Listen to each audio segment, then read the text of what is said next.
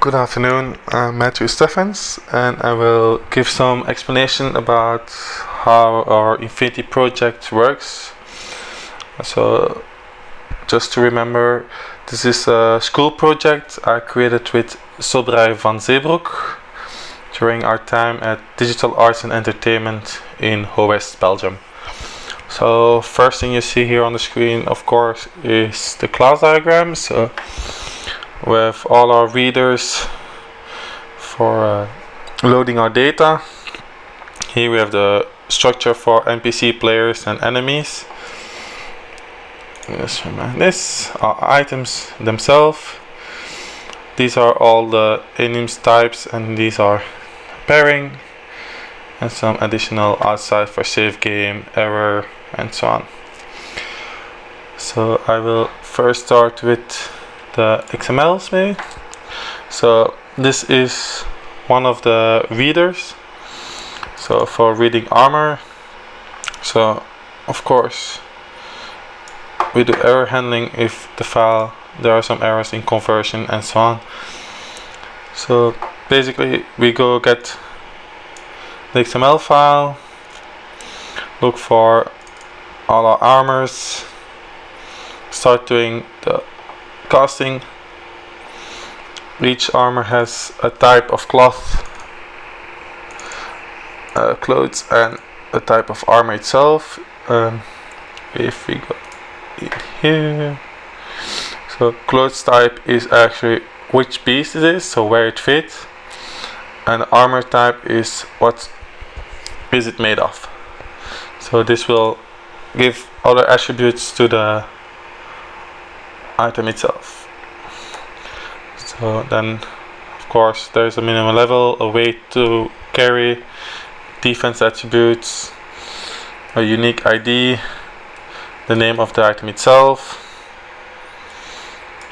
So if it's positioned somewhere where it is, then of course we create the armor itself, insert into our map. And we do this for all our armors. So in this case we got two pieces of armors. One is a chest piece, the other one is a cloak, defense,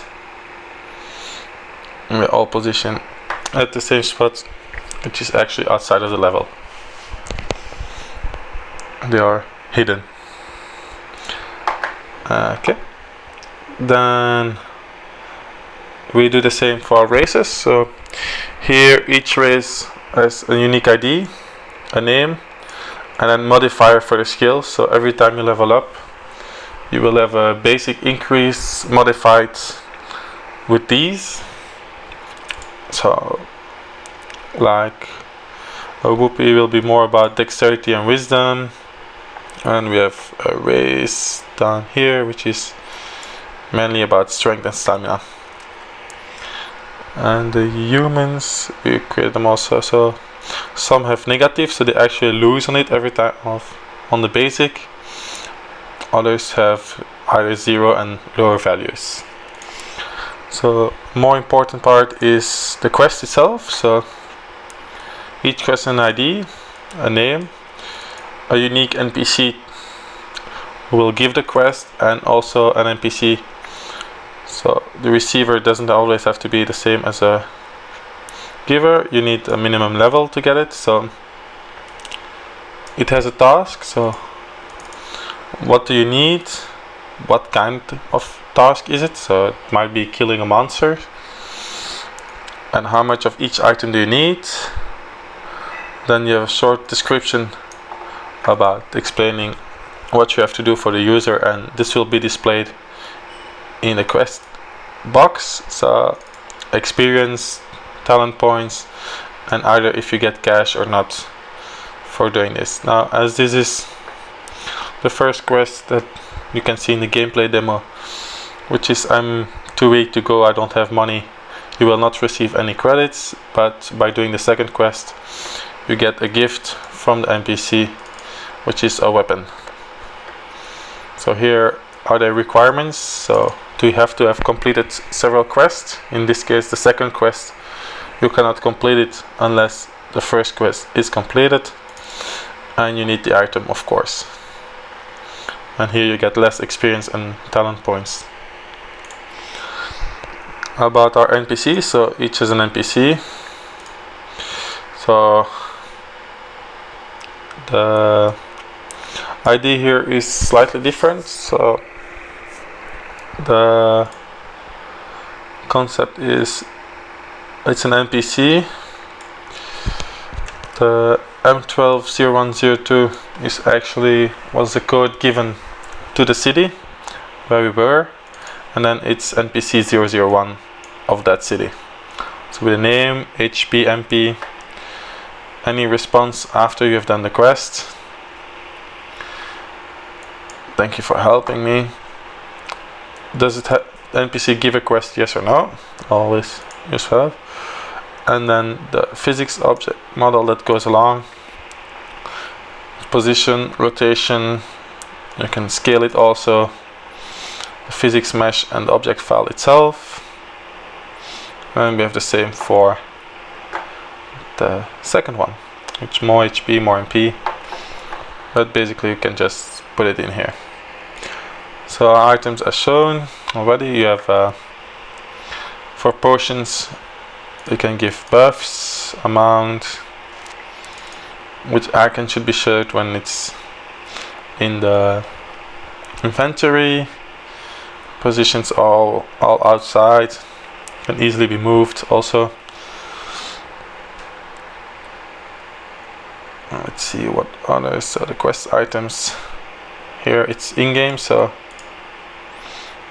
that is the coupon is also hidden outside because there's no need for it to be visible in game. So the dagger, same. We have the wand. This one is. So there is a second weapon in the game, but you don't get it. For buildings, it's the same. Unique ID, house name, object file, which type of mesh it is, convex or concave, position, rotation, and scaling. And this for all our buildings. Yeah, so what was also something with it in this game was making global files for all that was very handy. So all the includes that were always needed, like the physics engine, our boost, the school engine, helpers, are all set in one general global include, and just by using this one we were sure there wouldn't be any double include and so on, and of course using pragma ones all the time. In our defines we defined all the different enumerations, so, and of course all our strings and streams and so on how to be used. And then we had our statics. It's basically where our models, if you want a path, the basic for experience and increase of stats. Where are you, how far can you be off from NPC to talk, to pick up, or to fight. The basic increase in each stat, if you want to have a difference. And our clipping, far plane, near plane, and the angle. So this one also included for the physics. We needed a mass and either assert. So, I think this is the most important. So these are we create a new game, a new loading screen and so on, and of course initialize everything, initialize the physics. So if you have any question, just post a comment and let us know.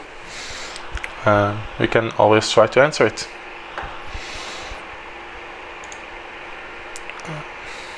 Just